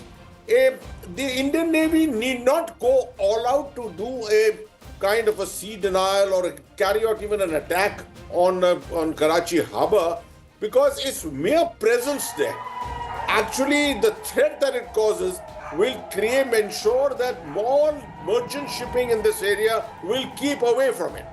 Because this becomes an almost war zone. The price, the insurance prices will go up manifold. Anyone who was having to bring in anything to Karachi would probably charge a package absolutely to do that. So Pakistan is not in a position to afford anything of that kind. So actually, you don't have to really physically attack it. Actually, as long as the maneuver is there, the threatened being is there, it is sufficient to keep Pakistan on tenterhooks. And Pakistan will be forced to look towards the maritime domain before it can take any decisions on the ground and in the air. And I'm sure Air Marshal Manmohan Bahadur will agree with me on that. In fact, I wanted to come to Air Marshal Manmohan Bahadur, but Geeta has more inputs that are coming in. Air Marshal, give me a moment as I bring in Geeta Mohan on the war on the diplomatic front, because that again is an area where from Prime Minister Narendra Modi to National Security Advisor Ajit Doval to External Affairs Minister Dr. Jaishankar, India is on a very strong footing, continuously engaging partners, telling them about Pakistan's radical Islamist terror state. So how is the diplomatic war, how is the maneuvering there, Geeta? Well, Gaurav, the channels of communication have opened up. They were open last time around also when India decided to attack and target the terror hubs within the 9 terror targets within Pakistani territory and Pakistan-occupied Kashmir.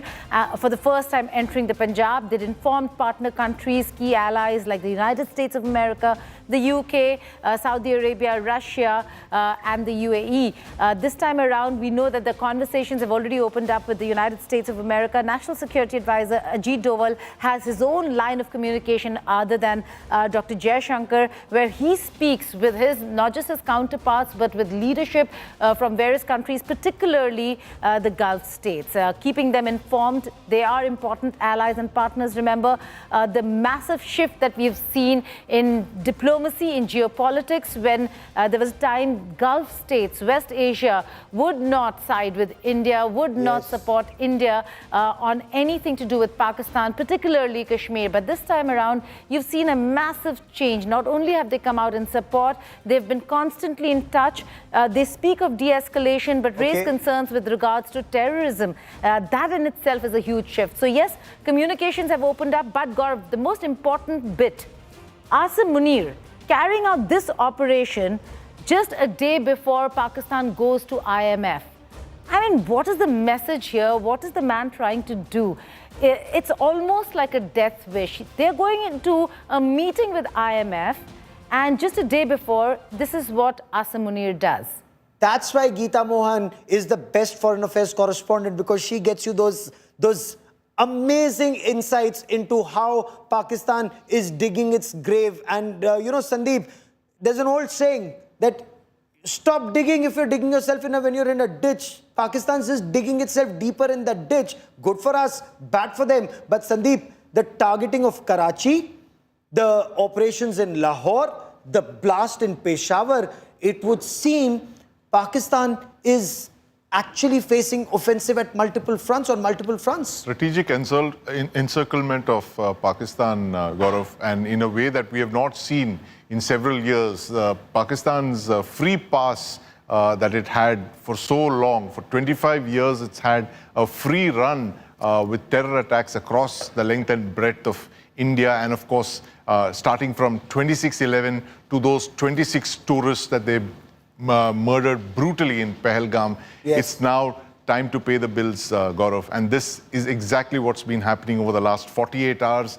Pakistan and its terror machinery, its Pakistan military and the jihadi complex that the military has nurtured for over 4 decades is now realizing that, you know, it cannot have a free pass any longer with the kind of attacks that it's been carrying out in the past. There will be consequences, Gaurav. There will be consequences, and you are now witnessing the full impact of those consequences right now.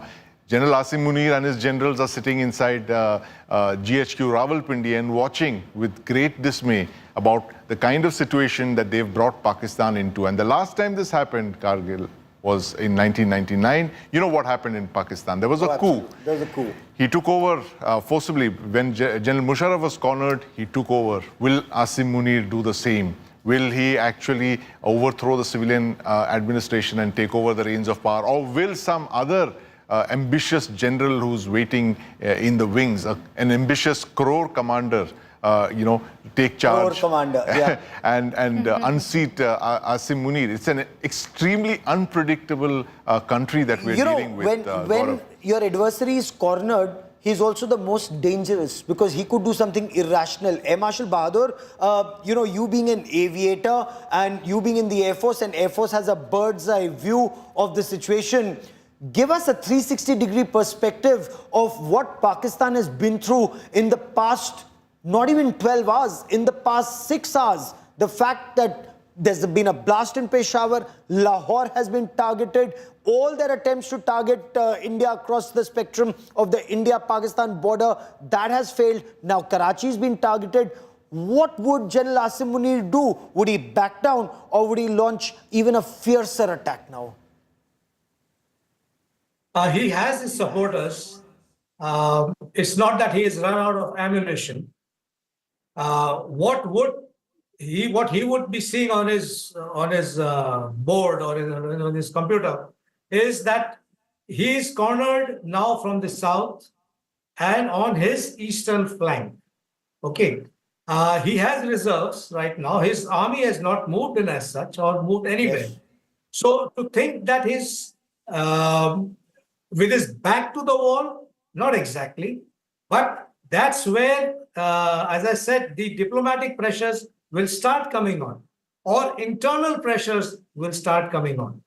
He has to call it a day at some point of time. The point is, when he calls it a day, what is it that we would get? What sort of assurance, what sort of reliability in what comes to us? Because remember, this is something that he has started. Yes. But it's not that it will stop when he says stop. So we've got to be very clear. What is it that, having that now that we are in it, what is our aim, a political aim that should be there at this stage? Because with having the upper hand right now, well, we've got our assets, we've got the cards, as President Trump says, we hold the cards. So we need to play our cards very carefully right now to make sure that we, at the end of the day, we get, after having lost people, after having lost civilians, our infrastructure also, and the fact that we lost in Pahalgam, and we had an attack in Pahalgam, which struck at the basic ethos of our society, a multi-religious, multicultural society that we have. Yes. We cannot afford to let this continue. So I think we will weigh our cards and then when you talk about principles of war, General Hasnain, there is an aim and there is maintenance of aim. What's our aim? What would be the maintenance of our aim, General Hasnain? Point one, point two, as far as Pakistan is concerned, what would Pakistan be doing? What would the Pakistan Army Chief be doing right now in your appreciation? As we look at these images, oh my God, watch those images of a total blackout all along all those multiple cities in our country, in all the border areas. Look at those images that are coming in. Samba, of course, you have some light that's still on. Pathankot, absolutely dark. Amritsar, absolutely dark. Gurdaspur, virtually dark. Akhnur is dark. Jaisalmer is dark. The situation remains tense, ladies and gentlemen. There is clear and present danger because, General Hasnain, a cornered adversary may not be a rational adversary. Would he scale up? Can he escalate, General Hasnain? Good, Gaurav, very good questions. Let me start by first of all observing that your photographs of all the blackouts, this is after 1971. The first time after 55 years, 54 years that we are looking at blackouts, and I'm surprised actually how effective the blackouts are. You know, our civil defense system, lots of people were questioning our civil defense system because it's not been activated for fairly long. But you have got a whole disaster management system, which I look after myself. And riding on top of the disaster management system is the civil defense system today, which is gaining efficiency by the day. And you can see it right on your screens out here. But coming to your specific question on selection and maintenance of aim, which is essential, the first principle of war. Now, in this case, I think the manner in which India has launched its operations, the aim at this particular time will be to continue to maintain relentless pressure on Pakistan. to prevent it from undertaking any further major operations against us. And what is happening at the moment are small, sporadic forays which are taking place towards the border. There is no major attack as such. We have negated and neutralized them all. But this pressure must be maintained on them. The pressure with the maneuver we are making from the maritime domain is again one other prong to maintain that pressure on them. So far, we have moved nothing on the ground. If that also happens, it will be another screw which will be turned. So what is important at this particular stage is to continue to turn the screws. And with each turn of the screw, the pressure must build up on them so that relentlessly at the end of it, he has to hold back. He has to de-escalate completely in this particular case. Pakistan would be at this time particularly looking for the aim to withstand that pressure. Okay. And to hit back India in such a manner that it does not escalate, but at the same time forces India to rethink its strategy. Considering all things at the moment, the Indian strategy of maintaining relentless pressure appears to be the one which will more likely succeed at this point in time. You know why? You're making very pertinent points, and all of us would really want to benefit so much more. It's right now 12:40 at night. If we look at what happened over the past 2 days, between 1 o'clock and 1:30 was when the Pakistanis attempted to strike us yesterday, and it was between 1:05 and 1:35 when we hit 9 terror bases day before yesterday. And oh my God, striking Muridke and Bahawalpur and Sialkot and striking at the heart of Pakistan state-sponsored radical Islamist terror was such a huge signal that was sent out. The ramifications, the implications, Pakistan's attempted strike back, and the fact that Navy has been used right now. This truly, Sandeep, is MDO. It's a multi-domain operation that is happening on land, in the air, sea, perhaps sub-sea, perhaps even cyber, Sandeep. Absolutely, Gaurav. This is unprecedented. The level of pressure that, as General Hasnain mentioned, that those screws are being tightened. They're being turned on to Pakistan in a way that we haven't seen possibly since 1971. This kind of unbearable pressure that's being brought to bear on Pakistan to ensure that it doesn't escalate further. And this is the Indian government telling Pakistan that your days of unrestricted terror attacks and, you know, this jihadi complex that you have nurtured over there, and of course the unpredictable General Asim Munir, who thinks that he can get away with murdering Indian civilians in Jammu and Kashmir, the days of all of that have come to an end, Gaurav. And this is possibly one of the biggest red letter days in the 21st century, as far as we are looking at the way India has tackled security challenges on the border, especially with Pakistan. 25 years of state-sponsored Pakistan terror from Pakistan is possibly has reached its high mark, Gaurav. And I'm using the words high mark because that is an exercise that Pakistan conducts every year. And they have possibly reached the high mark.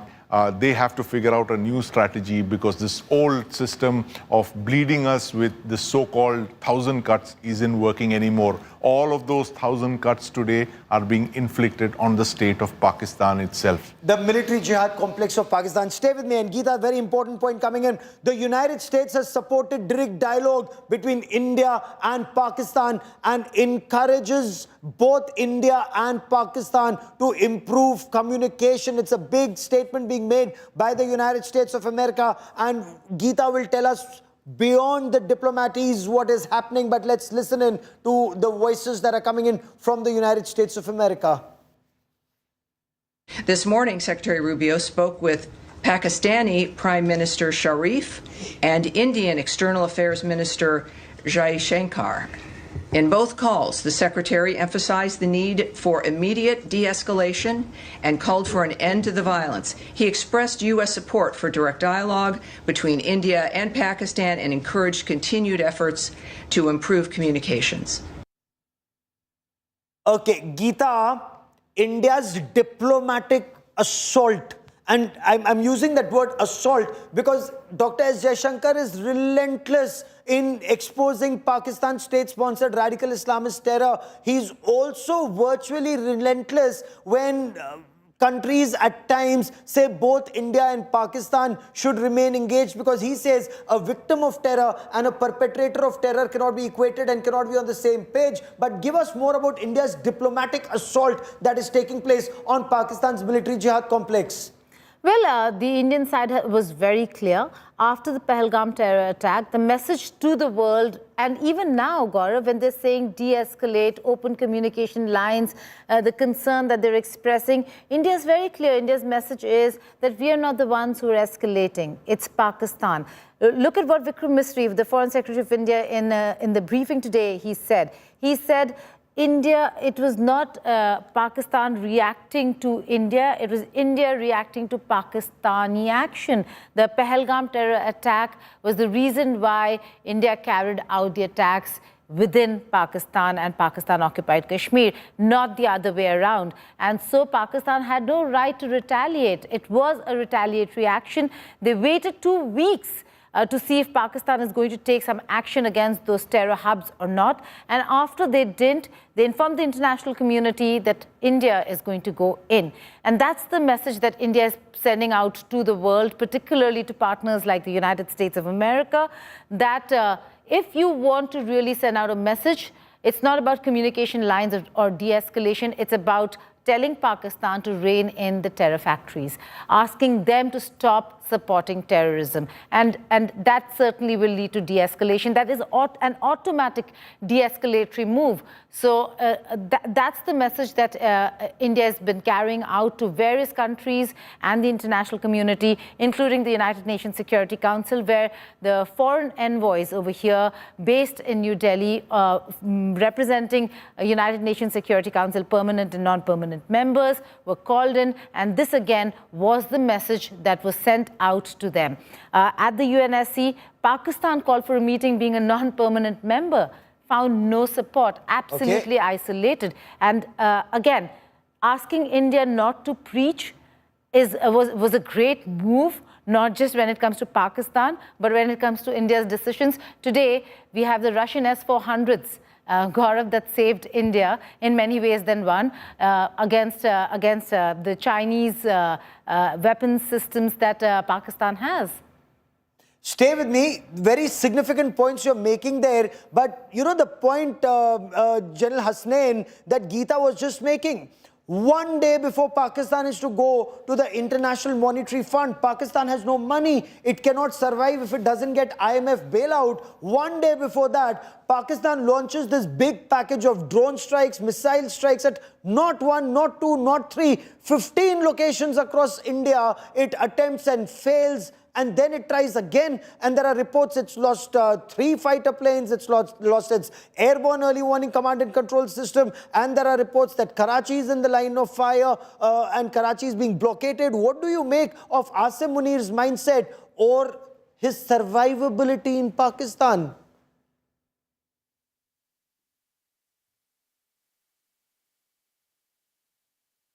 General Hasnain, can you hear me, sir? Okay, give me a moment as I try and reestablish that link with General Hasnain in a moment. But Sandeep, I want you to take that question. Just before going to IMF, Pakistan does what it's done. How will it get the next bailout? Unless, of course, Pakistan thinks that China may bail them out even if IMF doesn't. China has been rather stingy with giving money now, especially at a time when Chinese civilians are being killed in Pakistan. Absolutely, Gaurav. China has been extremely stingy with Pakistan when it comes to giving out money.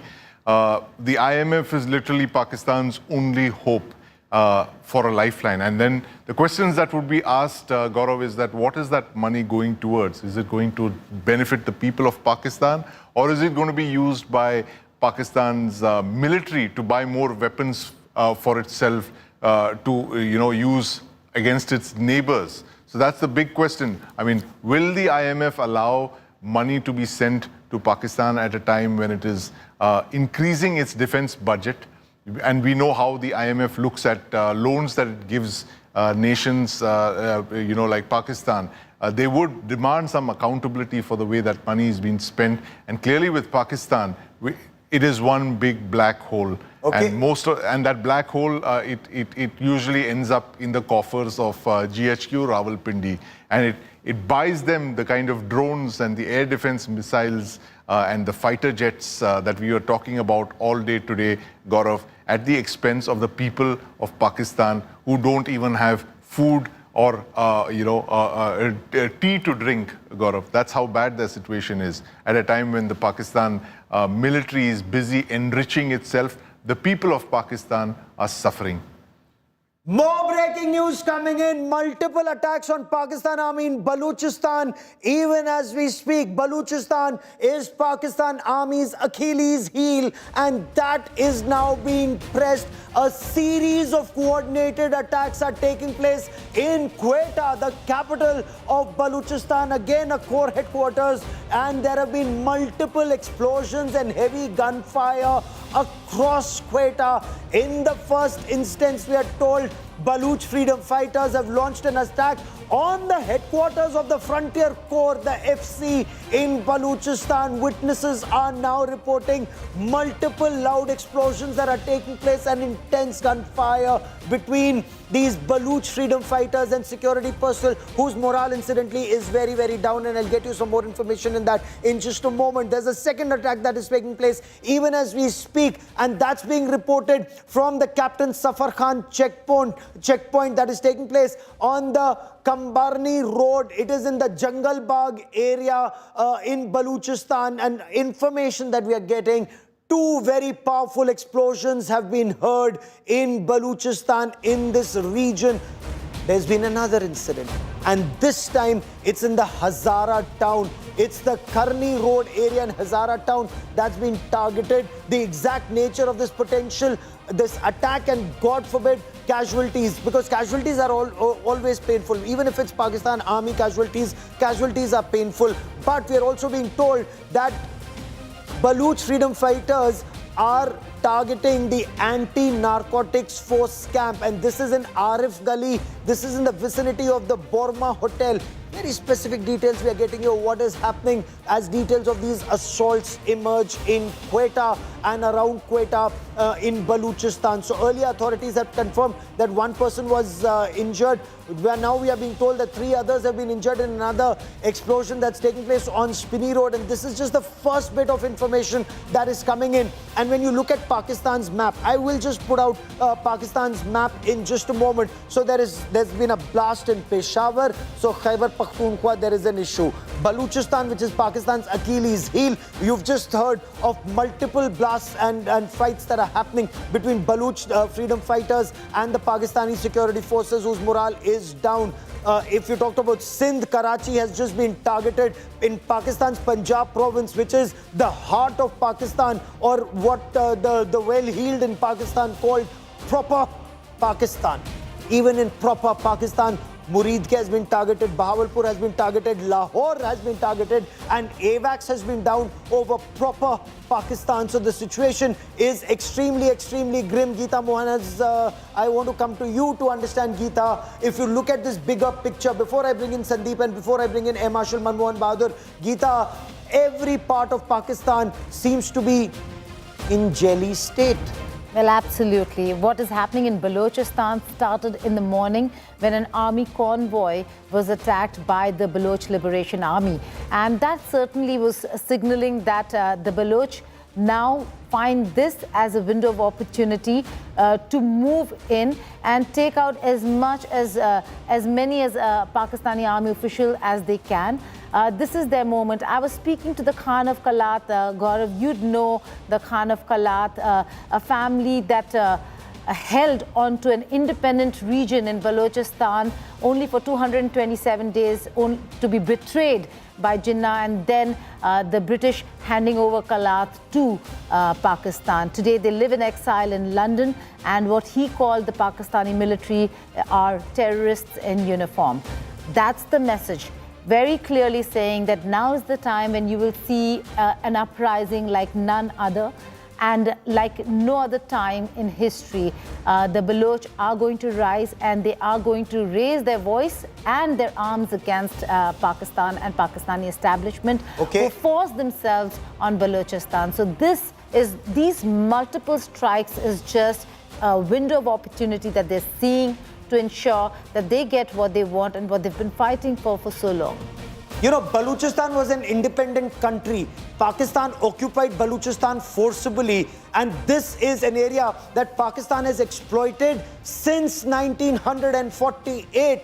An independent country that never accepted Pakistan, where Baluch freedom fighters have constantly been fighting for independence from Pakistan. And I will take you back to what Prime Minister Narendra Modi said from the ramparts of the Red Fort, and Pakistan should have read the writing on the wall when the Prime Minister of India, when Prime Minister Narendra Modi spoke of brothers and sisters in Baluchistan who were sending Rakhis and who were sending out a message to India.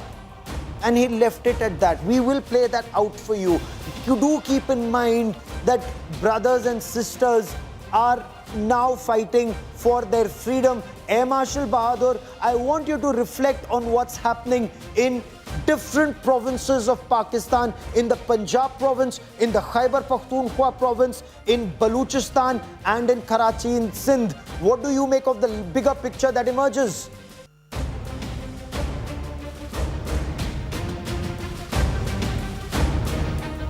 Sandeep, we'll just take a moment. I think there is an audio link that we are having with him. Sandeep, join these dots. Join these dots. What's happening? Gaurav, you know, one of the theories behind General Asim Munir's course of action, why he did what he did, was the grave internal situation that Pakistan was in. Baluchistan in flames, Khyber Pakhtunkhwa out of control, the economy shot to pieces, political